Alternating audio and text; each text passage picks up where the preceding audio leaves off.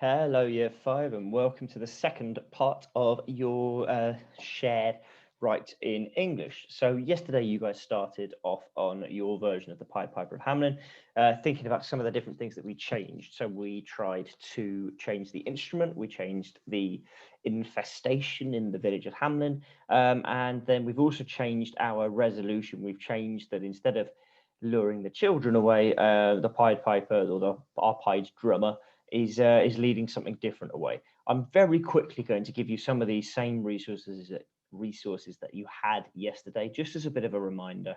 But a lot of it is going to be the same as yesterday because all you're doing is a continuation of that. So as your starter, can you have a go at editing what you wrote yesterday? Now, remember, there are two types of editing that you need to show that you're proficient in to get the expected standard at Year 5.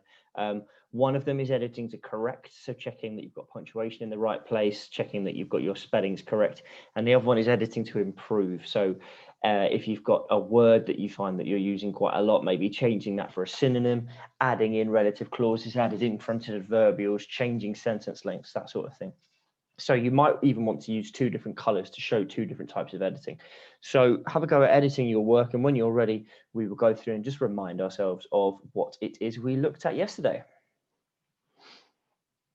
Okay then, so let's have a look and see. So this is just a bit of a reminder of what the original plan would look like for the story, where we've got the key parts of it. And this plan is going to be really helpful in about a week and a half's time when you guys come to plan your own legend. And you might want to stick to this, you might want to change it quite significantly. It will be completely up to you. And remember, we made changes so that the town is inundated with cockroaches instead of with rats. And our Mr. Brightman plays the drum, just a little drum that he can have in front of him, not the pipe. And then having a look at the second part of the plan as well, we changed it in our shared rights so that he is luring away the town's dogs at the end as punishment for not paying, not the children. This is our toolkit of how to be successful when writing a legend. So we should have already done quite a lot of these things. And we need to just make sure that we're carrying on with the story. So have a look at that. If you need a reminder of any of this stuff, then do check the video from yesterday again. Here is your model text again that you might want to have a look at and remind yourself. It's really valuable to go back and use the model text to hug it as a scaffold. We know that that's a really good example of a legend, so we can use that and add some bits and pieces in. We know that there's no speech in this, but we could add that in while still following the same rules as it. And there's the last part. Remember, you can pause this, which is why I'm going through it quite quickly. I'm not expecting you to have read it all in that time. Here are your Year 5 writing objectives that I went through yesterday. Again, if you're not sure about any of them, please feel free to email me to get a bit more information, and it might be very helpful. There's page 2 of them. And there's page 3 of them. As always, pause on any of those slides to help yourself.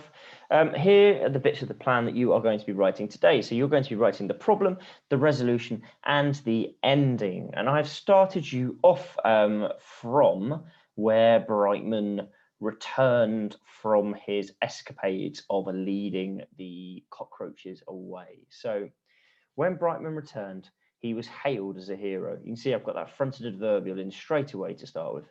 The townsfolk whooped and hollered, patting him triumphantly on the back as he strode through the town of Hamelin. But the elders grew worried. So if you're not sure how to start that next bit, then feel free to use that. If you don't like that one, or if you were at a slightly different stage, look back at the model text and think about, okay, what bits do I like? What bits could I use from that?